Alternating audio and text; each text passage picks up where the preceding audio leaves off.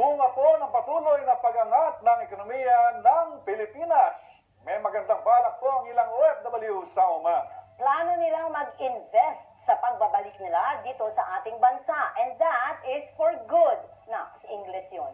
Mula Muscat, may Balitang Global si Rowan Soldevilla.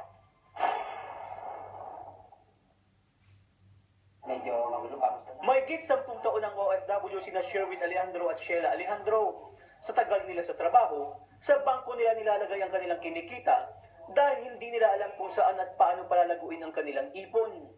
Hindi pala sapat yung nagsisave ka lang ng money or nagkikip ka ng money through your savings account na hindi mo pala alam na yung iniipon mo sa bangko ay pwede pang kumita kahit na nasa ibang bansa ka or kahit na natutulog ka. Pero namulat at nabago ang takbo ng buhay ni Alejandro nang magsagawa ng Financial Literacy Seminar ang isang kilalang property company sa Pilipinas. Nagkaroon kami ng konsepto na ano mo ba yung tamang investment para sa ating kababayan?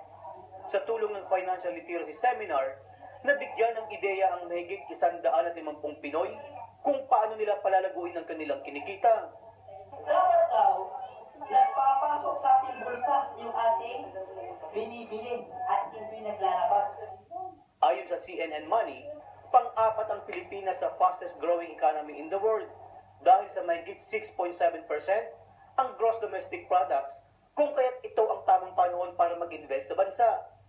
Through this financial literacy, we understood how to manage our finances and at the same time how to invest. And we learned that through this financial literacy, you can make money work for you. Kamakailan ay nikayat ng opisyal ang embahada ang mga Pinoy na mag-invest sa stock market at real estate sa Pilipinas. Huwag natin sayangan yung oras.